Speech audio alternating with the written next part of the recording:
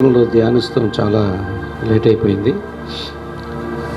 మధ్యలో కొంతకాలం బ్రేక్ వచ్చేసింది. మనకి 88వ కీర్తన వరకు మనం చక్కగా క్రమంగా చదువుకుంటూ వస్తాం, నేర్చుకుంటూ వస్తూ ఉన్నాం. ఈరోజు 89వ కీర్తన కూడా ధ్యానించి ఈ సమయంలో అందులో నుండి దేవుని మనం ఆరాధించడానికి కొన్ని విషయాలు ముగింపులో వాటిని వెతికి పట్టుకొని ఆ యొక్క వచనాలను బట్టి ప్రభుని ఆరాధించడానికి మనం సిద్ధపడదాం. ఈ 89వ కీర్తన ఎవరు రచించిన కీర్తన అని మనం చూడగలిగితే మీరు చెప్తారా? అక్కడ ఉన్న విషయాన్ని చూసి, ఏతాను రచించిన కీర్తన. ఈ 89 యొక్క రచయిత, కీర్తన యొక్క రచయిత ఎవరు అంటే ఏతాను. ఇతడు ఏ కాలానికి చెందినవాడు అంటే దావీదు కాలానికే చెందినవాడు. ఇతడు మీకు ప్రవక్త తెలుసు, ఎజ్రా ప్రవక్త యొక్క కుటుంబానికి సంబంధించినవాడు. ఇతడు దావీదు కాలానికి సంబంధించిన ఆ టైంలోనే ఉన్నవాడు అని మనం ఎలా చెప్పగలమంటే, ఇక్కడ ఈ కీర్తనలో 19వ వచనం ఒకసారి చదవండి. అప్పుడు నీవు దర్శనమున నీ భక్తులతో ఇట్లు సెలవిచ్చి ఉంటివి, నేను ఒక సూర్యుని సహాయము చేసి ఉన్నాను, ప్రజల్లో నుండి ఏర్పరచబడిన ఒకరిని నేను హెచ్చించి ఉన్నాను.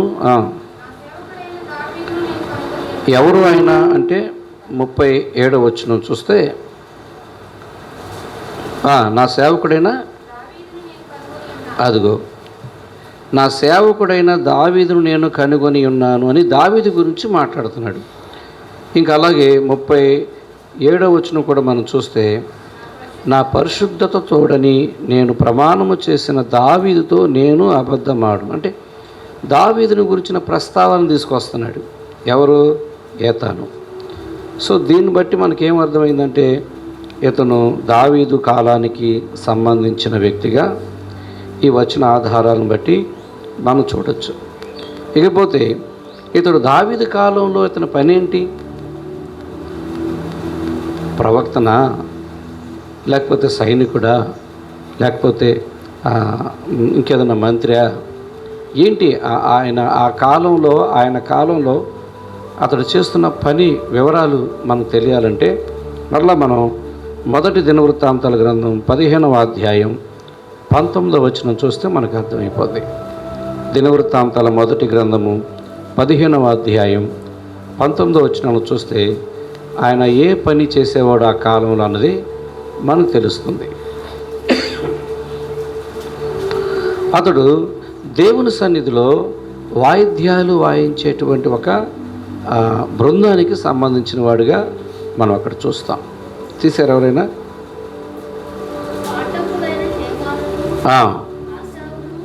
పాఠకులైన హేమానును, ఆశావును, ఏతాను వచ్చాడా? ఓకే. ఈ ఏతాను పంచలోహముల తాళములు వాయించుటకు నిర్ణయించాడు. సో ఇతను ఒక ఆరాధన బృందానికి, దేవుని ఆరాధించే ఒక టీంలో ఒక ఇన్స్ట్రుమెంట్ ప్లే చేసేవాడుగా, ఒక వాయిద్యాన్ని ప్లే చేసే వ్యక్తిగా ఉన్నాడు. మొత్తానికి దేవుని సేవలో, దేవుని మందిరంలో, దేవుని పనిలో ఉన్నాడు. చాలామంది దేవుడు కొంతమందిని ఎలాగ ఏర్పాటు చేసుకుంటాడంటే, దేవుని మందిరంలో ఆయన పని కొరకు ఏర్పాటు చేసుకుంటాడు. అదే ఇక ఆయన ఏంటయ్యా అంటే, నా పని ఇదేనండి. ఇప్పుడు ఉదాహరణకి మనమే ఉన్నాం. ఏతాను ఎవరో చూసాం, ఏ కాలంలో ఉన్నవాడో చూసాం, ఏం చేస్తున్నాడు అనేసరికి ఏమొచ్చింది ఆన్సరు? దేవుని సన్నిధిలో వాయిద్యం వాయించేవాడు. అలా ఉండాలి మనం చెప్పగలిగితే. ఆత్మీయులు అడిగితే, నువ్వు ఏం చేస్తున్నావయ్యా, ఏం చేస్తున్నావమ్మా అంటే ఏం చెప్తారు? ఇలాంటి ఆత్మీయ స్థితి చెప్పగలగాలి. నన్ను అడిగారు అనుకోండి, నేను పాస్టర్ గారిని అండి అని చెప్తాను. రూబేని అడిగారు అనుకోండి, నేను మైక్ పెడతానండి అని చెప్తాడు. మరి నిన్ను అడిగితే ఏం చెప్తావు? మీలో కొంతమంది నేను పాటలు పాడతామండి అని. ఎస్, నువ్వు ఏదైనా సమర్పించుకుంటే దాని కొరకే వెళ్ళాలి. అప్పుడు పాడేవాళ్ళు ఎప్పుడు రావాలి? బృందం అందరికంటే ముందు వచ్చి ప్రభు సన్నిధిలో కూర్చొని సిద్ధంగా ఉండాలి. అది సమర్పణ. మీకు నచ్చిన టైంలో వచ్చి చేసేది ఆరాధన కాదు, సమర్పణగా చేసుకునేది ఆరాధన. నిన్ను నీవు సజీవంగా దేవుడికి సమర్పించుకొని చేసేది ఆరాధన. కాకపోతే ఏంటంటే ఈ రోజుల్లో ఆరాధన అంటే వారికి అనుకూలమైన సమయాల్లో వస్తూ ఉన్నారు. నేను ఎప్పుడు ఒకటే చెప్తాను, స్వేచ్ఛతో కూడిన మాట చెప్తాను. మనం ఎక్కడికి వెళ్ళగలమో, ఏ సమయానికి వెళ్ళగలమో, ఏ సమయం కుదురుద్దో ఆ సమయానికి ఎంచుకొని కరెక్ట్గా వెళ్ళాలి, కరెక్ట్గా రావాలి.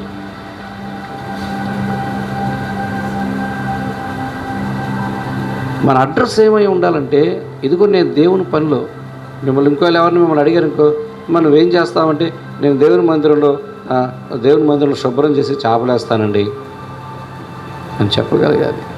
నువ్వేం చేస్తావంటే, నేను దేవుని మందిరంలో ప్రతిరోజు ప్రార్థన చేస్తానండి.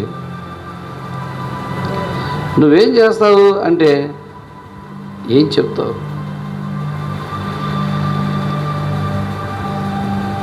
ఇలా చెప్పడం చాలా తక్కువ మంది చెప్పగలుగుతారు.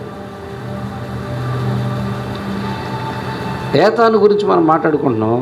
ఏతాను ఎవరు అన్నది, ఏ కుటుంబానికి చెందినవాడు, ఏ కాలానికి చెందినవాడు, అతను ఏం చేస్తాడు అంటే ఏం చెప్పుకుంటున్నాం?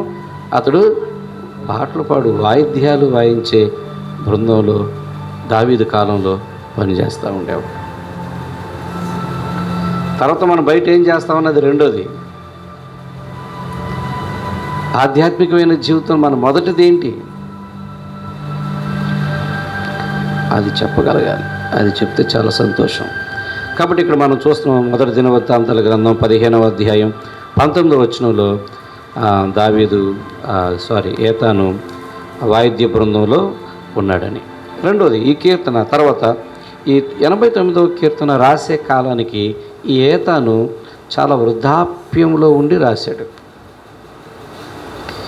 ఈ 89వ కీర్తన రాసే సమయానికి అతడు చాలా వృద్ధాప్యంలో ఉన్నాడు. ఎలా చెప్పగలం అని అంటే 47వ వచనం ఒకసారి మీరు చూడండి. ఇక్కడ ఇదే కీర్తనలో 47వ వచనం చూస్తే, నా ఆయుష్కాలము ఎంత కొద్దిదో జ్ఞాపకం చేసుకొనుము అంటున్నాడు. నా ఆయుష్కాలం చాలా కొద్దిగా ఉందయ్యా, నన్ను జ్ఞాపకం చేసుకో అన్నాడు. అంటే ఏ వయసులో ఉంటాడు? అది చాలా పెద్ద వయసులోనే ఉన్నప్పుడే ఈ కీర్తన రాస్తూ ఉండొచ్చు. ఇకపోతే ఈ ఒక్క కీర్తనలో తప్ప ఏతాను మరి ఇంకే కీర్తన రాసినట్టుగా మనం పెద్దగా మరి గుర్తించలేదు. బహుశా మరి ఉంటే ఉండొచ్చు, కానీ ఇంకెక్కడ కనపడ్డాడు నాకు తెలిసి. పోతే ఈ కీర్తనలో ఇతను ఏం చెప్పదలుచుకున్నాడు కొన్ని విషయాలు మీకు చెప్తా. ఈ 89వ కీర్తనలో ఒకటి, దేవుణ్ణి స్తుతించడం అనేది ఎందుకో చెప్పాడు. దేవుడు స్తుతిని పొందదగిన వాడని. రెండోది, మనుషులే కాదు ప్రకృతి కూడా దేవుణ్ణి స్తుతిస్తుంది అన్న సంగతిని తెలియజేశాడు. మూడవదిగా, దావీదుతో దేవుడు చేసిన ప్రమాణాన్ని, దావీదు పట్ల దేవుడు చూపిన కృపను వివరించాడు. నాలుగవదిగా చూస్తే, దావీదు తర్వాత తరం వారు పరిస్థితి ఏంటి, దావీదులాగా లేకపోతే అన్న విషయాలు కూడా కొన్ని హెచ్చరికలుగా వివరిస్తూ వచ్చాడు. ఇక టోటల్గా మిగిలింది ఆయన బాధ అంతా ఏంటో చూస్తే, వాళ్ళకి జరిగిన నష్టాన్ని దేవుడిని హేతు అడుగుతున్నాడు. నాకు ఎందుకు ఇలా నష్టం జరిగింది అని ఒక ప్రశ్నించినట్టుగా హేతు అడిగేవాడుగా మనం చూస్తూ ఉన్నాం. తర్వాత చివరిగా దేవుని ప్రశ్నిస్తున్నాడు, ఫైనల్గా ప్రార్థన చేస్తూ ఉన్నాడు. ఇక ముగింపుకు వచ్చేసరికి మరలా ఎన్ని చెప్పినా ఎన్ని మాట్లాడినా ఆయన ఏమై ఉన్నాడో దాన్ని బట్టి భయపడుతున్నాడు. సో ఈ విషయాలు మీకు మనం ముందు చదువుకోలేదు కాబట్టి చదువుకుంటూ ఇప్పుడు మీరు కీర్తన చక్కగా మీ ముందు పెట్టుకోండి. నేను చక్కగా చదువుతా ఉన్నప్పుడు ఆ మాటలు గ్రహించడానికి ప్రయత్నించండి. మొట్టమొదటిగా మనం చూస్తే దేవుణ్ణి స్తుతిస్తా ఉన్నాడు 89వ కీర్తనలో. చూడండి, యెహోవా యొక్క కృపాతిశయము నిత్యము నేను కీర్తించెదను, తరతరములకు నీ విశ్వసనీయతను నా నోటితో తెలియచేస్తానన్నాడు. విశ్వాస్యతను అంటే ఏంటి? విశ్వాస్యత అంటే దేవుడిచ్చిన మాట, లేకపోతే దేవుడు చేసిన ప్రమాణం. నన్ను హమ్మింగ్ వస్తుంది, సౌండ్ మీద దృష్టి పెట్టాలి, గమనిస్తా సరి చేసుకోవాలి. నీ విశ్వాస్యతను నా నోటితో తెలియచేసేదను. దేవుని విశ్వాస్యతను నా నోటితో చెప్తాను అన్నాడు.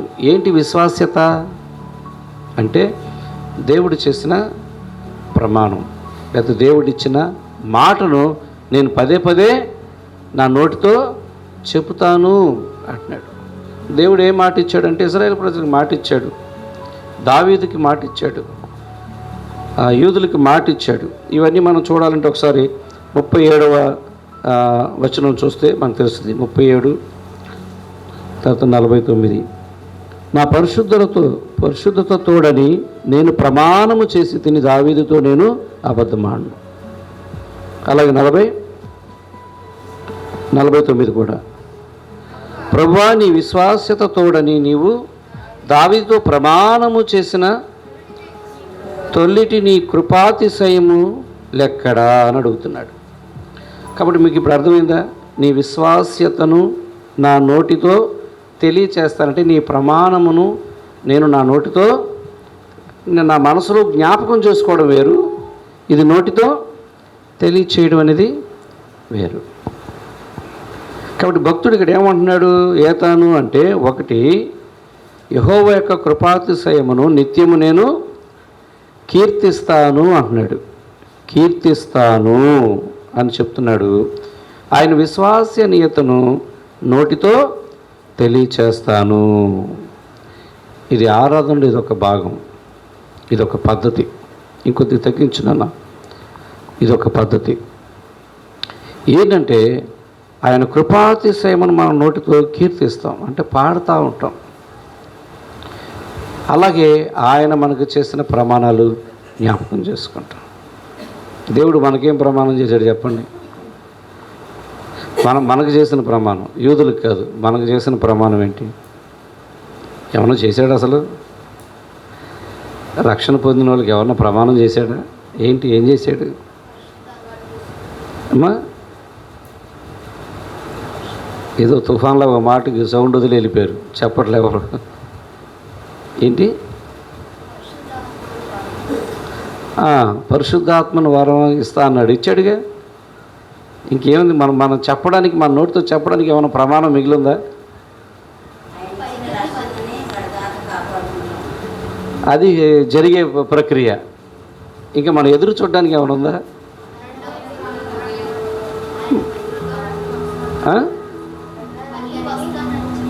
అది ఏదైనా ధైర్యంగా చెప్పాలి, గట్టిగా చెప్పాలి. తప్పు అవ్వచ్చు, రైట్ అవ్వచ్చు. నేను చాలాసార్లు మీలాగా కూర్చొని నేర్చుకునేటప్పుడు నవ్వుల పాలైపోతూ ఉంటా. ఎందుకో తెలుసా? నాకు తెలిసి ఇది గట్టిగా చెప్పేస్తా, అప్పుడు అందరూ పక్కపక్క నవ్వుతారు, ఎందుకని? తప్పు కాబట్టి. అదే కరెక్ట్ అయితే అందరూ సైలెంట్గా ఉంటారు. అప్పుడు అంటారు బయటకు వచ్చి, భలే అడిగావు నువ్వు, మాకు భయం వేసింది, నువ్వు అడిగావు కాబట్టి మా అందరికీ తెలిసింది అనేవాళ్ళు. అప్పుడు నేను చాలా సంతోషిస్తూ ఉంటా. ప్రభా, 2 సార్లు అవమానం కలిగినా పర్వాలేదు, ఒక్కసారి ఇంతమందికి ఉపయోగపడింది నేను అడగడం అనిపిస్తుంది. ఒక్కోసారి అక్కడ మాకు బోధించేవాళ్ళు కూడా ఇలాగా ఏమయ్యా తప్పు చెప్పావు నువ్వు అన్న నేను ఫీల్ అయ్యేవాడిని కాదు, కానీ చెప్పాలనుకున్నది మాత్రం స్పష్టంగా చెప్పేవాడిని. అది మంచి అలవాటు, మీరు కూడా చేసుకోండి. ఏంటి మనకున్న మిగిలి ఉన్న ప్రమాణం? ఒకవేళ ఉంటే చాలా ఉంటాయి మనం వెతికితే, కానీ ముఖ్యమైనది ఏంటంటే ఆయన మనకు రాబోతున్నాడు, మన కొరకు రాబోతున్నాడు, మన పరలోకానికి తీసుకుని వెళ్ళబోతున్నాడు. మనం పరలోకానికి వెళ్ళబోతున్నాం. ఈ ప్రమాణం మన ముందు ఇంకా మిగిలి ఉంది. దాన్ని బట్టి మనం ఏం చేయాలి? మన నోటితో ఆయన్ని మాట్లాడుతూ పలుకుతూ దేవుణ్ణి స్తుతించవచ్చు. ప్రభువా, నా కొరకు రాబోతున్నవాడా, నా కొరకు పరలోకంలో సమస్తము సిద్ధపరిచినవాడా, మధ్య ఆకాశానికి వచ్చి నన్ను తీసుకుని వెళ్ళబోతున్నవాడా, నాకు నివాసములు ఏర్పాటు చేస్తున్నవాడా. ఇవన్నీ జరగవలసినవి కదా. ఇవన్నీ జరగవలసినయా, జరిగిపోయినాయా, లేకపోతే జరుగుతున్నాయా, జరగవలసినయా? అది ప్రమాణాలు కొన్ని జరిగిపోయినాయి, ఇంకా జరగవలసినవి కొన్ని మనకి ఉన్నాయి. దేవుడు, మీరు కలవరపడమాకండి, నేను వెళుతున్నాను, మరలా వచ్చి మిమ్మల్ని తీసుకుని వెళతాను. ఇది జరగవలసింది, ఇది ప్రామిసే. కాబట్టి ఆ రోజు ఏతాను కూడా అలాగ దేవుడి గురించి వాళ్ళకి చేసిన ప్రమాణాన్ని బట్టి అతను నేను కీర్తిస్తాను, స్తుతిస్తాను అని చెప్తా ఉన్నాడు. ఇది అక్కడ మనం చూసాం. అతను స్తుతించడానికి కొన్ని కారణాలు మనం చూసుకుంటూ వచ్చాం. ఇంకా మనం 6 నుంచి 14 వచ్చిన వరకు చూస్తే ఎందుకు దేవుణ్ణి స్తుతిస్తున్నాడు, ఏమై ఉన్నాడు దేవుడు, దేనిని బట్టి దేవుణ్ణి స్తుతిస్తున్నాడో చెప్పాడు. 6వ వచనం నుంచి 14వ వచనం వరకు నేను చదువుతాను, మీరు వినండి. మింటును యెహోవాకు సాటి అయిన వాడెవడు? అది మింటను అంటే అందుకే మీరు కూడా చూడాలి, మీరు కూడా చూడాలి. 6వ వచనం చదువుతున్నాను, 6 నుంచి 14 వరకు. మింటను యెహోవాకు సాటి అయిన వాడెవడు అన్నాడు. మింటను అంటే ఏంటి? సరే, మీకు తెలియదు కాబట్టి చెప్తాను. మింటను అంటే ఆకాశంలో, ఆకాశము అని అర్థం. అలా చెప్పినప్పుడు మీరు రాసుకోండి. మింటను యెహోవాకు సాటి అయిన వాడెవడు అన్నాడు. దైవపుత్రుల్లో యెహోవా వంటి వాడెవడు? పరిశుద్ధ దూతల సభలో ఆయన మిక్కిలి భీకరుడు, తన చుట్టూనున్న వారందరికంటే భయంకరుడు. యెహోవా సైన్యములకు అధిపతియగు దేవా, యెహోవా నీ వంటి బలాఢ్యుడెవడు? నీ విశ్వాస్యత చేత నీవు ఆవరింపబడి ఉన్నావు. సముద్రపు పొంగు ననుచువాడవు నీవే, సముద్రపు పొంగును అణిచేవాడవు నీవే. ఇంకా 10వ వచనంలో చూస్తే ఐగుప్తును, 2వ లైన్లో, ఐగుప్తును నలిపివేసితివి, నీ బాహుబలము చేత నీ శత్రువులను చెదరగొట్టితివి. ఆకాశము నీదే, భూమి నీదే, లోకమును దాని పరిపూర్ణతను నీవే స్థాపించితివి, ఉత్తర దక్షిణములను నీవే నిర్మించితివి. తర్వాత 13వ వచనంలో 2వ లైన్, నీ హస్తము బలమైనది, నీ దక్షిణ హస్తము ఉన్నతమైనది. 14వ వచనంలో, నీతి న్యాయములు నీ సింహాసనమునకు ఆధారములు, కృపా సత్యములు నీ సన్నిధాన వర్తలు.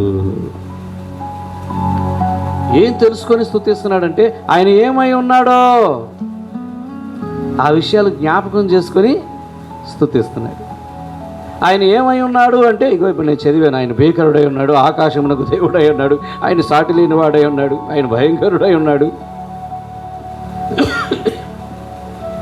ఆయన సరిహద్దులు వేసేవాడు. ఇప్పుడు చదివిని అన్ని. అలాగే మనం స్తుతించే పద్ధతి అది. ఆయన ఏమై ఉన్నాడో అది మనం జ్ఞాపకం చేసుకొని దాన్ని బట్టి స్తుతించాలి.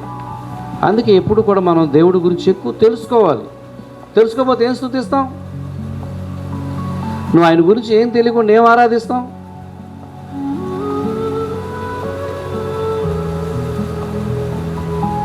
ఇప్పుడు ఎవరైనా సడన్గా మనకు అర్థం కావడం కోసం చెప్తున్నా, ఎవరిని ఒక నాయకుడు వచ్చాడు అనుకోండి, ఎమ్మెల్యే గారు వచ్చాడు, ఎమ్మెల్యే గారు రాగానే స్టేజ్ మీదకి ఆహ్వానించు, మనకు తెలియదు ఆయన ఎవరో, మనకు తెలియదు అనుకోండి, మనకు తెలియదు ఇక్కడికి వచ్చారు. ఇప్పుడు ఈయన గురించి ఎవరు చెప్పాలి? తెలిసిన వాళ్ళు ఒకరు మైక్ పట్టుకొని మన మధ్యలోకి పలానా ఆయన వచ్చాడు, ఈయన ఎవరో తెలుసా, ఈయన పలానా దాంట్లో ఆయన రాజకీయ నాయకంగా ఉన్నాడు, ఈయన పలానా పదవిలో ఉన్నాడు, ఈయన పలానా ఊరిలో ఉన్నాడు, ఈయన పలానా పనులు చేశాడు, ఈయన ఎంతోమందికి ఎలా చేశాడు, ఎంతోమందికి ఎలా చేశాడు అని ఆయన గురించిన గొప్పతనం అంతా కూడా పరిచయం చేయాలి. పరిచయం చేయాలంటే, చెప్పాలి అంటే ఆ వ్యక్తికి ఏమై ఉండాలి? ముందు తెలుస్తుంది.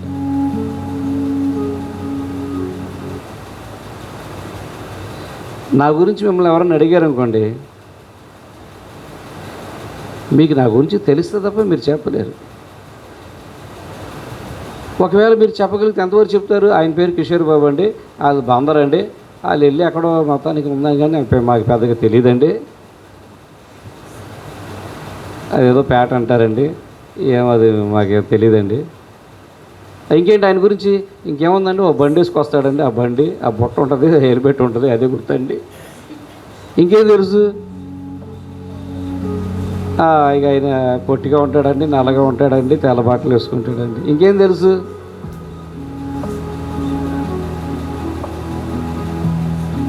అంతే తెలుసు. ఎంత తెలుసుకుంటారో అంత అంత చెప్పగలుగుతారు. అవునా కదా? అసలు నేను ఎక్కడ పుట్టాను, ఎక్కడున్నాను, అసలు మా ఇల్లు ఎక్కడో, అసలు బందర్లో మేము ఎక్కడ నివాసం ఉండేవాళ్ళం, ఎక్కడికి వచ్చేవాళ్ళం, ఇలా నేనేం చదివాను, నేను ఎక్కడ పెరిగాను, ఎక్కడ తిరిగాను, నా గురించి ఎంత తెలుసుకుంటే అంత మీరు చెప్పగలుగుతారు మీ నోటితో. చెప్పలేరు కదా? అలాగే జీవము గల దేవుని ఆరాధిస్తున్న మనము ఆయన గురించి ఎంత తెలుసుకుంటావో దాన్ని బట్టి నువ్వు ఆరాధిస్తావు. లేకపోతే ఇక్కడ కూర్చొని మనం ఏం చేస్తుంది సార్? ఆ స్తోత్రం అంటే స్తోత్రం అంటాం, హల్లెలూయా అంటే హల్లెలూయా అంటాం, అదే చెప్తే అదే మనం చెప్తాం. గొప్పవాడా అంటే ఆ గొప్పవాడా అంటాం, మంచివాడా నీకంటే ఏం లేదు. ఇక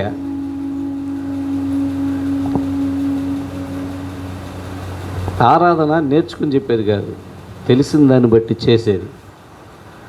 నీకు తెలిసిన దాన్ని బట్టి చేసేది. చూసారు ఎంత చక్కగా చెప్తున్నాడు ఇక్కడ. ఏతాను యెహోవా యొక్క కృపాతిశయమును నిత్యము నేను కీర్తిస్తాను, తరతరములకు నీ విశ్వసనీయతను నా నోటితో నేను తెలియచేస్తాను. నీకేం తెలుసు తెలియచేయడానికి అంటే? ఇదిగో నాకు ఇవన్నీ తెలుసు అని 6వ వచనం నుంచి 14వ వచనం వరకు ఆయన ఏంటో నాకు తెలుసు అని ఆయన తెలిసిందంతా చెప్పుకుంటా వచ్చాడు. అంతేకాదు, ఆయనకు ఇంకోటి కూడా తెలుసు. నేనే కాదు, మనుషులమైన మనమే కాదు, ఈ ప్రకృతి కూడా ఆయన్ని స్తుతిస్తుంది, ఆరాధిస్తుంది అని కూడా చెప్తున్నాడు. ఎక్కడ ఆ మాటలు ఉంటాయంటే 5వ వచనం చూస్తే, యెహోవా ఆకాశ వైశాల్యము నీ ఆశ్చర్య కార్యములను స్తుతించుచున్నది, పరిశుద్ధ దూతల సమాజములో నీ విశ్వాస్యతను బట్టి నీకు స్తుతులు కలుగుచున్నవి.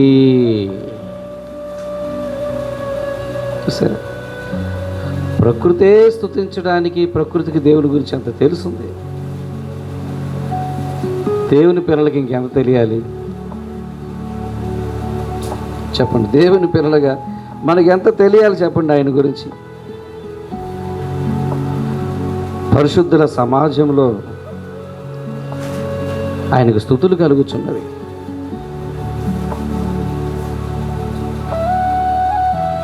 అందుకే ఒకసారి యేసు ప్రభు దగ్గరికి వచ్చి కొంతమంది ఆయన యెరూషలేములోకి వస్తూ ఉన్నప్పుడు, ఆయన మరణానికి ముందు జరిగిన సంఘటన, అందరూ దావీదు కుమారుడా హోసన్నా, దావీదు కుమారుడా హోసన్నా అని గట్టిగా అరుస్తూ ఉంటే, స్తుతిస్తూ కేకలు వేస్తూ ఉంటే, కొంతమంది వచ్చి అలా ఆపండి, అలా అరవమాకండి, అలా అనకూడదు, అలా స్తుతించకూడదు అని వాళ్ళని అదుపు చేసే క్రమంలో యేసు ప్రభు కూడా వచ్చి చెప్తారు కంప్లైంట్. ఏంటి వీళ్ళు ఏం మాట్లాడుతున్నారు, నువ్వేం అదుపు చేయట్లేదేంటి, వాళ్ళు ఏంటో చెప్తున్నారు, స్తుతిస్తున్నారు అని వాళ్ళని ఆపవేంటి, చెప్పవేంటి అనంటే అప్పుడు ఆయన ఏం చెప్పాడు చెప్పండి?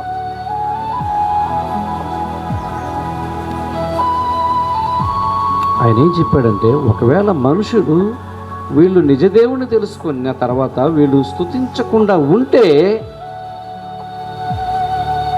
ఒకవేళ వీళ్ళని అదుపు చేస్తే, ఒకవేళ వీళ్ళని నోరు మీయించొచ్చేమో కానీ స్తుతించడానికి ఇంకోటి ఆల్రెడీ రెడీగా ఉంది. ఏంటది? ప్రకృతి. ప్రకృతిలో భాగమే కదా రాళ్ళు. చూసారా? ఈ రాళ్ళు నన్ను స్తుతిస్తాయి. కాబట్టి మనం స్తుతించినా స్తుతించిపోయినా ఆయనకి కలిగే నష్టమేమీ లేదు. స్తుతించడం అనేది అది నీ మనసుకు తగినది, అది నీ మనసులో కలగాల్సింది. అది అది నీ ఇష్టపూర్వకంగా చేయాల్సింది. అది నీకే ప్రేమ పుట్టాలి. అది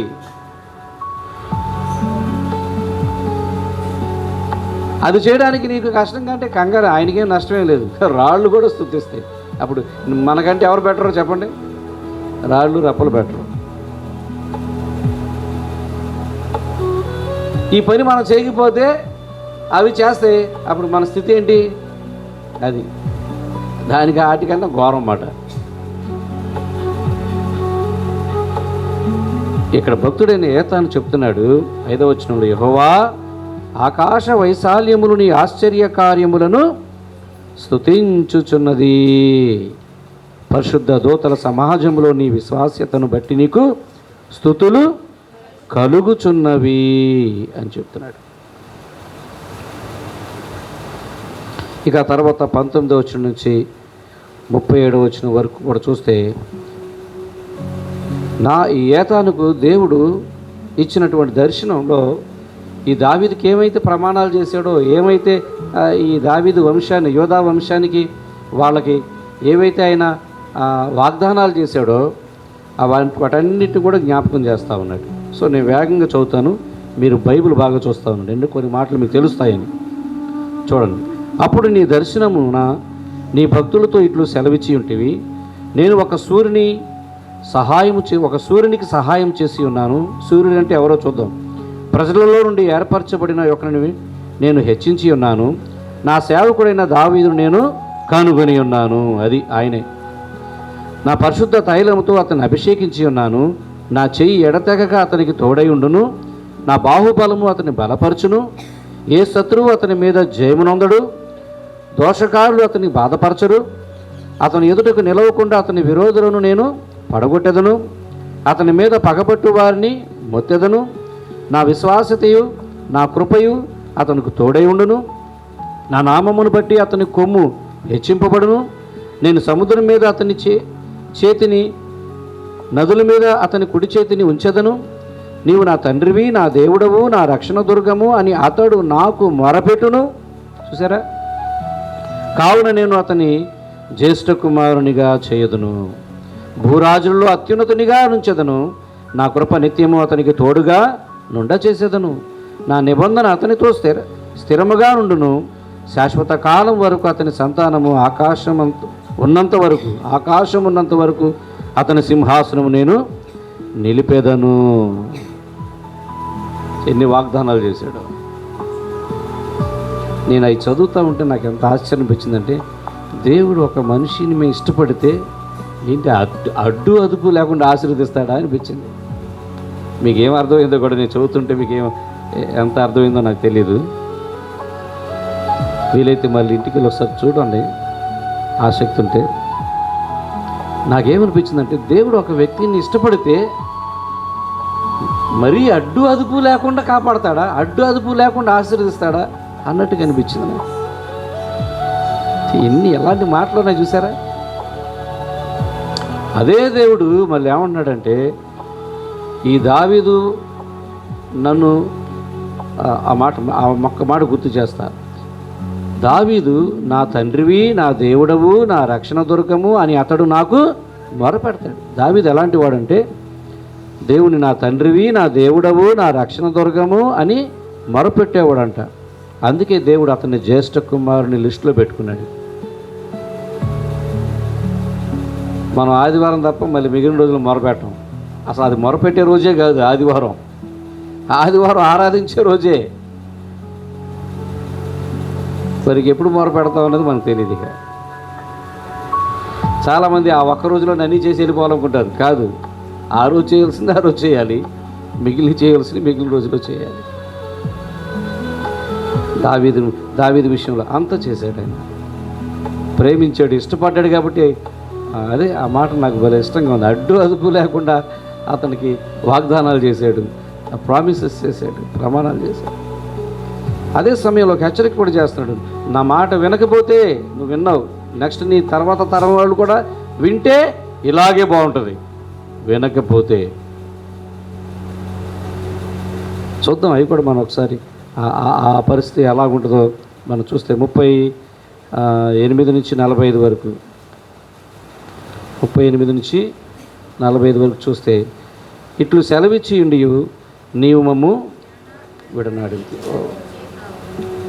ఇక్కడే మనం 30 నుంచి చదువు. అతని కుమారులు నా ధర్మశాస్త్రము విడిచి నా న్యాయ విధుల నాచరింపని ఎడలా, వారు నా కట్టడలను అపవిత్రపరిచి నా ఆజ్ఞలు గై కొనని ఎడలా, నేను వారి తిరుగుబాటునకు దండముతోనూ వారి దోషమునకు దెబ్బలతోనూ వారిని శిక్షిస్తాను. అది కూడా చెప్పాడు.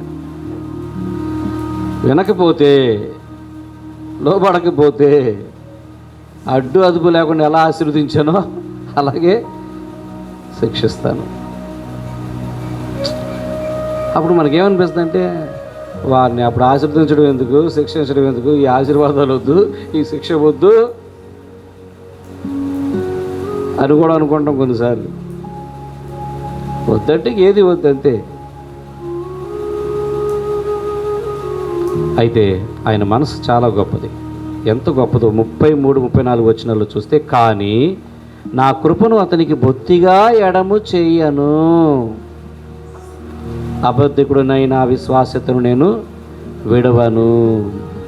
ఒకవేళ తప్పిపోయినా, ఒకవేళ నేను వాళ్ళని శిక్షించినా, వాళ్ళనైతే నేను పూర్తిగా విడిచిపెట్టలేను. ఎందుకంటే నేను మాట ఇచ్చాను, ప్రమాణం చేశాను, కాబట్టి వదిలిపెట్టను అన్నాడు. శిక్షిస్తాన్న దేవుడు, శిక్షించానని దూరంగా ఉన్నాను అనుకోకండి, శిక్షించానని వాళ్ళకి నేను చెడయ్యాను అనుకోకండి. వాళ్ళు ఇప్పుడు శిక్షలో ఉన్నా కూడా నేనైతే వాళ్ళు వదిలిపెట్టేదైతే లేదు. ఎంత గొప్ప ప్రేమ ఆయన చూపిస్తున్నాడు అక్కడ. ఇంకేం, అతని సంతానము శాశ్వతముగా ఉండుననియు, అతని సింహాసనము సూర్యుడున్నంత కాలము నా సన్నిధిని ఉండుననియు, చంద్రుడున్నంత కాలము అతడు నిలుచుననియు, మింట నుండి అంటే ఆకాశం నుండి సాక్షి నమ్మకముగా ఉన్నట్లు, ఆకాశం సాక్ష్యంగా నమ్మకంగా ఉన్నట్లు అది స్థిరపరచబడుననియు, నా పరిశుద్ధుల తోడని నేను ప్రమాణము చేసి తిని, దావీదుతో నేను అబద్ధమాడను. అంటే ఆయన వాగ్దానం చేస్తే,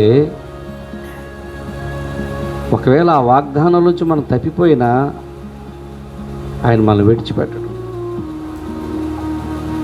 ఆయన వాగ్దానం చేస్తే దాన్ని ఎలాగైనా సరే ఆయన నెరవేర్చుకుంటాడు.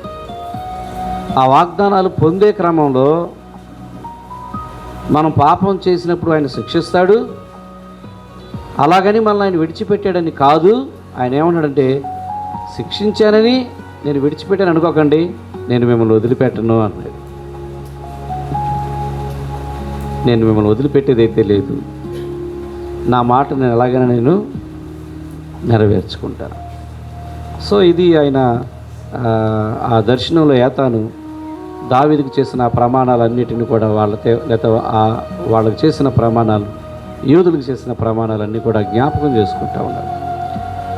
అయితే ఈ యొక్క కీర్తనలో ఏతాని యొక్క బాధ ఏంటంటే, నువ్వు ఇన్ని అన్నావు కదా, ఇన్ని చేసావు కదా, మరి ఎందుకు ప్రస్తుతం మా పరిస్థితులు ఇంత తారుమారుగా ఉన్నాయి? నువ్వు ఇంత వాగ్దానం చేసావు కదా, ఇంత మాట ఇచ్చావు కదా, మరి ఎందుకు మా పరిస్థితులు ఈ దినాల్లో బాగోలేదు? ఎందుకు మేము ఇలాంటి ఒక శోధన అనుభవిస్తూ ఉన్నాం? ఎందుకు మేము ఇలాంటి ఒక బాధ అనుభవిస్తూ ఉన్నాం? నువ్వు ఇన్ని చెప్పావు, ఇన్ని చెప్పినా ఎందుకు మా పరిస్థితులు నువ్వు చెప్పినట్టుగా ఎందుకు లేవు? మాకేంటి కష్టాలు, మాకేంటి ఈ శ్రమ, మాకేంటి అవమానం, మాకేంటి నిందలని ఆ సమయంలో వారికి కలిగినటువంటి ఆ నష్టాన్ని గురించి కూడా ఈ కీర్తనలో తెలియచేయడం మనం చూస్తూ ఉన్నాం. ఉదాహరణకి నేను చదువుతాను చూడండి, 38 నుంచి 45 వరకు చూస్తే, ఇట్లు సెలవిచ్చి ఉండి, చూసావా, ఇట్లు సెలవిచ్చి ఉండి మమ్మ విడనాడి విసర్జించి ఉన్నావు. నీ అభిషక్తిని మీద నీవు అధిక కోపము చూపి ఉన్నావు. నీ సేవకుని నిబంధన నీకు అసహ్యమాయను. అతని కిరీటమును నేలపడదోసి అపవిత్రపరిచి ఉన్నావు. అతని కంచెలన్నీ నీవు తెగగొట్టి ఉన్నావు. అంటే దావీదు గురించి చెప్తున్నాడు. అతని కోటలు పాడు చేసి ఉన్నావు. త్రోవను పో వారందరూ అతను దోచుకొనుచున్నారు. అతడు తన పొరుగు వారికి నిందాస్పదుడాయను. అతని విరోధుల కుడి చేతిని నీవు హెచ్చించి ఉన్నావు. అతని శత్రువులందరినీ నీవు సంతోషపరిచి ఉన్నావు. అతని ఖడ్గము ఏమీ సాధింపకుండా చేసి ఉన్నావు. యుద్ధమందు అతను నిలబెట్టుకున్నావు. అతని వైభవమును మాన్పి ఉన్నావు. అతని సింహాసనమును నేల పడగొట్టి ఉన్నావు. అతని యౌవన దినములను తగ్గించి ఉన్నావు. సిగ్గుతో అతన్ని కప్పి ఉన్నావు. వాళ్ళందరిని ఉద్దేశించి మాట్లాడుతాడు. నువ్వు ఇన్ని ప్రమాణాలు చేసేవే, కాపాడుతానన్నావే, మర్చిపోనన్నావే, విడిచిపెట్టనన్నావే, మరి ఏంటి మా పరిస్థితి ఇలాగ ఉంది? ఎందుకు మాకు ఇలాంటి ఈ పరిస్థితులు మేము బాధపడుతున్నాం? దేవుడు చెప్తున్నాడు, క్లియర్గా చెప్పాడు. ఏమని? ఇదిగో నా మాట మీరు చక్కగా వింటే అవి ఉంటాయి. నా మాట మీరు విననప్పుడల్లా, తప్పిపోయినప్పుడల్లా శిక్షిస్తా అన్నాడు. మొత్తానికి వాళ్ళు ఏం తప్పిపోయారో, ఏం జరిగిందో కానీ ప్రస్తుతానికి వాళ్ళు ఏం అనుభవిస్తున్నారు? చాలా శ్రమ అనుభవిస్తూ ఉన్నారు. సో ఇవన్నీ గుర్తు చేసుకుంటున్నాడు. ఏతాను దేవుని యొక్క ప్రమాణములను, విశ్వసనీయతను ఆయన గుర్తు చేసుకుంటా ఉన్నాడు. అలాగే ఇక్కడ చూసారు ఎంత ధైర్యంగా అడిగాడో. నువ్వు అలా అన్నావుగా, ఇలా అన్నావుగా, నువ్వు ఇలా చెప్పావుగా, ఎందుకు ఇలా చేసావు? మరి ఇలా చేసావేంటి? ఇలా అయిందేంటి మా పరిస్థితి? ఎలాగున్నామంటే మేము? అప్పుడు దేవుడు చూడండి మొత్తానికి అతనితో మాట్లాడాడు. చెప్పాలిగా సమాధానం అయినా చెప్తాడు. మొత్తానికి ఏం చెప్పాడు కానీ సమాధానం ఈయనకి అర్థమైంది, విషయం అర్థమైనప్పుడు ఏం చెప్తున్నాడు చూడండి. ఏం చెప్తున్నాడు? యెహోవా ఎంతవరకు నీవు ప్రశ్నిస్తున్నాడు చూడండి. యెహోవా ఎంతవరకు నీవు దాగి ఉన్నావు? నిత్యము దాగి ఉందవా? ఎంతవరకు నీ ఉగ్రత అగ్ని వలె మండును? నా ఆయుష్కాలము ఎంత కొద్దియో జ్ఞాపకం చేసుకునము. ఎంత వ్యర్థముగా నీవు నరులందరినీ సృజించి ఉన్నావు. మరణమును చూడక బ్రతుకు నరుడెవరు? పాతాళం యొక్క వశము కాకుండా తన్ను తాను తప్పించుకొనగలిగిన వాడెవడు? ప్రభా, నీ విశ్వాసత తోడని నీవు దావీదుతో ప్రమాణము చేసిన తొలిటి నీ కృపాతిశయం ఎక్కడా? ప్రభా, నీ సేవకులకు వచ్చిన నిందను జ్ఞాపకం చేసుకో. ఆయన ప్రశ్నించాడు, దేవుణ్ణి ప్రశ్నించి మరలా ప్రార్థన చేస్తున్నాడు. 50 వచనంలో ఏంటంటే, ప్రభువా, నీ సేవకులకు వచ్చిన నిందను జ్ఞాపకం చేసుకో. ఫలవంతులైన జనులందరి చేతను నా ఎదలో నేను భరించుచున్న నిందను జ్ఞాపకం చేసుకో. యెహోవా, అవి నీ శత్రువులు చేసిన నిందలు, నీ అభిషక్తి నడతల మీద వారు మోపుచున్న నిందలు.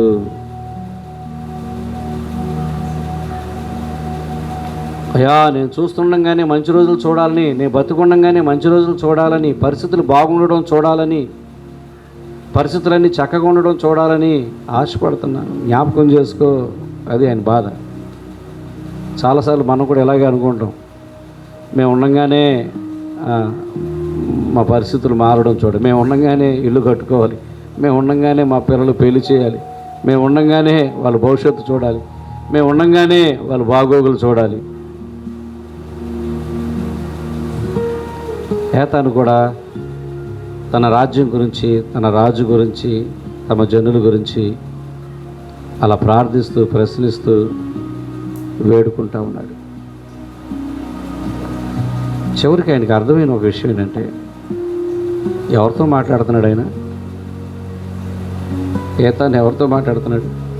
దేవునితో మాట్లాడుతున్నాడు. ఏతానికి తెలుసు దేవుడు ఏమై ఉన్నాడు. అవునా? మనం చదువుకున్నాం.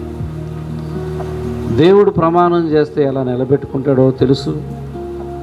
ఆయన ప్రమాణంలోంచి మనుషుడు తప్పిపోతే ఎలా శిక్షిస్తాడో తెలుసు. శిక్షించినంత మాత్రాన ఆయన స్వభావం శత్రువుగా ఉండదు, కానీ ఆ వ్యక్తిని ఎప్పుడు విడవడని కూడా తెలుసు. దేవుడు ఎలాంటి వాడంటే, ఏతానికి తెలిసిన విషయం, మరలా ఆయన సన్నిధిలో పశ్చాత్తాపపడితే కనికరిస్తాడని కూడా తెలుసు. ఇవన్నీ తెలిసిన ఆవేశంలో కొన్నిసార్లు అడిగేశాడు చూసారా, ప్రశ్నించేశాడు చూసారా, నిలదీసేశాడు చూసారా. మీరు గమనించారు ఆ మాటలు? కొన్నిసార్లు నిలదీశాడు, కొన్నిసార్లు ఏంటి అని అడుగుతున్నాడు, హేతు అడుగుతున్నాడు. కొన్నిసార్లు నువ్వు ఎలా చేసావు, అలా చేసావు, నువ్వు ఇలా చేయొచ్చా, అలా చేయొచ్చా అన్నట్టుగా అడిగాడు. ఇక రాను రాను ఏమన్నాడంటే, ప్రార్థన చేస్తాడు, జ్ఞాపకం చేసుకో. చివరి మాట ఒకటి చెప్తాను చూడండి, 52వ వచనం అంటాడు, యెహోవా నిత్యము స్తుతినందునుగాక, యెహోవా నిత్యము స్తుతినందునుగాక అన్నాడు. ఇప్పుడు దాకా అడిగావుగా, ఇప్పుడు దాకా నిలదీసావుగా, ఇప్పుడు దాకా ప్రశ్నించావుగా, ఇప్పుడు దాకా నువ్వు ఇలా చెయ్యొచ్చా అన్నట్టుగా మాట్లాడావుగా, మరి ఇప్పుడు లాస్ట్ ఏమంటున్నాడు? యెహోవా మొదట్లో ఏమన్నాడు? యెహోవాని కీర్తిస్తానన్నాడు. చివరిలో ఏమన్నాడు? యెహోవా స్తుతింపబడు. అంటే మొత్తానికి అతనికి అర్థమైన విషయం ఏంటంటే, ఆయన దేవుడు. ఈ మధ్యలో మా పరిస్థితులు ఎలాగున్నా, ఏమై ఉన్నా, ఆయన ఏమై ఉన్నాడు? దేవుడు. ఆయన గురించి తెలుసు కాబట్టి ఏదో బాధతో చెప్పుకున్నా, ఏదో బాధలో అడిగినా, ఏదో బాధలో ప్రశ్నించిన ముగింపు ప్రార్థన, ఆ కీర్తన ముగింపుకే ఎలాగో అయ్యా ఏదో నా మనసులో అలా అనుకున్నాను, కానీ నువ్వెవరివి? నువ్వు దేవుడవు, నీకు స్తుతి కలగాల్సింది. నువ్వేం చేసినా మేం చేయవలసింది ఏంటి? నిన్ను స్తుతించడమే. ఇదే చెప్పడానికి మిమ్మల్ని నేను ప్రోత్సహిస్తున్నాను. ఆయన దేవుడు. ఆయన మన జీవితంలో ఏం చేసినా మనం ఏం చేయవలసిన వారుగా ఉన్నాం, అంతే. ఆయన ఆశీర్వదించినా, దీవించినా, లేకపోతే శిక్షించినా మనం మాత్రం ఏం చేయవలసిన వారుగా ఉన్నాం, అంతే. ఎందుకంటే ఆయన ఏంటో మనకు తెలుసు కాబట్టి. ఆయన ఏంటో ఏమై ఉన్నాడో మనకు తెలిసిన దాన్ని బట్టి ఏదైనా సరే మనం చేయవలసింది చివరికి ఏంటి? ఆయన్ని స్తుతించడం మాత్రమే చేయగలిగారు. అది ఎవరు చేయగలుగుతారంటే ఆయన ఏంటో తెలుసుకున్న వాళ్ళు మాత్రమే చేయగలుగుతారు. ఏతానికి తెలుసు కాబట్టి ముగింపుకు వచ్చేసరికి ఎంత చక్కగా ముగింపు ఫినిషింగ్ ఇచ్చాడంటే, యెహోవా నిత్యము స్తుతినందునుగా. అయ్యా అయ్యా ఏమన్నా, ఏదో ఏం మాట్లాడినా, ఏం అడిగినా, ఏం చెప్పినా ఒకటి మాత్రం జరగాలి అంటే, నిత్యము నువ్వు స్తుతించబడాలి. ఎందుకంటే నువ్వు దేవుడవు, నువ్వేమై ఉన్నావో నాకు తెలుసు. తెలిసిన వాళ్ళు ఇలా చేస్తారు. యోబు కూడా అదే చేశాడు. యెహోవా ఇచ్చెను, యెహోవా తీసుకొనెను, ఆయన నామమునకు స్తుతి కలుగుగాక. ఇచ్చినప్పుడు అదే చేశాడు, తీసుకున్నప్పుడు అదే చేశాడు. టోటల్గా ఏం చేస్తానని చెప్తున్నాడు? స్తుతిస్తాను. మనం ఎలాగైతే మన మనసు ఎలాంటిదంటే, ఇస్తే స్తుతిస్తాం, ఇవ్వకపోతే మానేస్తాం. అంటే నీకేం తెలియలేదంటే, ఆయన ఏంటో నీకు తెలియదా, ఆయన ఏమై ఉన్నాడో నీకు తెలియదా, ఆయన ఎవరో నీకు తెలియదా. నీకు తెలిసిందంతా డూప్లికేటే, నీకు తెలిసిందంతా తప్పే తెలిసింది. అందుకే నువ్వేం చేస్తున్నావు? ఆయన మంచి చేస్తే గొప్ప అనుకుంటున్నావు, మంచి అయిపోతే అనవసరం అనుకుంటున్నావు. నీకు సంతోషంగా అనిపిస్తే వచ్చి ఆయన స్తుతిస్తావు, లేకపోతే మానేస్తావు. దాన్ని నేను ఎలా చెప్పగలంటే, అసలు నీకు దేవుడు తెలియలే. ఆ స్థితిని గురించి నేనేం చెప్తానంటే, అసలు నీకు దేవుడు తెలియలే, ఏదో నీకు తెలిసింది నువ్వు చేసుకొని పోతున్నావు. దేవుడు తెలిస్తే, ఆయన ఏంటో నీకు తెలిస్తే ఆయనకే స్తుతి కలుగునుగా. కానీ ఏ స్థితిలోనైనా నువ్వు అంటావు, చప్పట్లు కొట్టు, ఆయనకే స్తుతి కలుగునుగాక అని నువ్వు ఏ స్థితిలోనైనా అనగలుగుతావు. ఎప్పుడో తెలుసా? ఆయన ఏమై ఉన్నాడో నీకు తెలిస్తే. అందుకే మనం ఆయన్ని తెలుసుకోవాలి. ఆయన గురించి ఎంత తెలుసుకుంటే అంత మంచిది. ఇక్కడ మనం చూస్తా ఉన్నాం, ఆయన ఏమై ఉన్నాడంటే, ప్రమాణం చేసిన వాడు మాట తప్పేవాడుగా. 2 సార్లు ఆ మాట అన్నాడు. మీరు గమనించలేదు? నేను అబద్ధం ఆడను, నేను అబద్ధం ఆడను, నేను దావీదుతో అబద్ధం ఆడలేదు, నేను అబద్ధం ఆడలేదు. అంటే భక్తుడు ఎలాంటి వాడు అంటే కొన్నిసార్లు దేవుడు కూడా నువ్వు అలాగే అన్నావు, ఇలా అన్నావు, ఇలా చేసావు, అదేనా దేవుడిని అబద్ధం ఆడేసాడు అన్నట్టుగా కూడా కొన్నిసార్లు మన భావోద్రేకాలు ఉంటాయి. మన పరిస్థితులను బట్టి దేవుడిని ప్రశ్నించే ఆ సమయంలో దేవుడు కూడా అబద్ధాలు ఆడాడు అన్నట్టుగా మన ఆలోచనలు ఉంటాయి. కానీ ఆయన ఏమన్నాడు? నేను అబద్ధం ఆడను. భయం వేసి ఉంటుంది ఏతానికి. అమ్మో, చాలా ఓవర్గా మాట్లాడాను నేను ఆయనతో. ఆయన క్యారెక్టర్ వేరు, ఆయన నిజాయితీ గలవాడు, నీతి న్యాయం కలిగిన వాడు. ఆయన మాట తప్పడు. కాబట్టి నేను ఇంకేం తెగించను, ఆయన్ని స్తుతిస్తూ ఉంటాను. ఆయనకి ఎప్పుడు కూడా స్తుతి కలగాలి. ఇదే నేను చేయగలిగింది, ఇదే నేను చేయగలిగింది, ఇదే నేను చేయవలసింది, ఇదే నేను చేయాలి. ఎందుకంటే ఆయన దేవుడు, ఆయన ఏమై ఉన్నాడో నాకు తెలుసు. అందుకే నేను ఎప్పుడు అంటా మీతో, మనం తెలుసుకున్న దాన్ని బట్టి మనం ఆయన ఆరాధించాలి తప్ప నేర్చుకున్న దాన్ని బట్టి కాదు. అదేదో పక్కన సౌండ్ వినిపిస్తుంటే వాళ్ళు ఏమంటున్నారో ఆ మాటని మనం చెప్పడం కాదు, ఈదేదో పదాలు వాడితే ఆ పదాలు మనం అనుసరించడం కాదు. ఆరాధనకు నిలబడినప్పుడు ఆయన ఏమై ఉన్నాడో అది మంచి. అందుకే మీకు ప్రారంభంలో స్తుతులు మనం చెప్తున్నాం. కొన్ని విషయాలు మీరు నేర్చుకునేది అది, కానీ ఇప్పుడు నిలబడి చేసేది మాత్రం నేర్చుకునేది కాదు, నీకు తెలిసింది చేసేది. దేవుడి కొద్ది మాటలు దీవించునుగాక. మనం లేచి నిలబడి ప్రభువు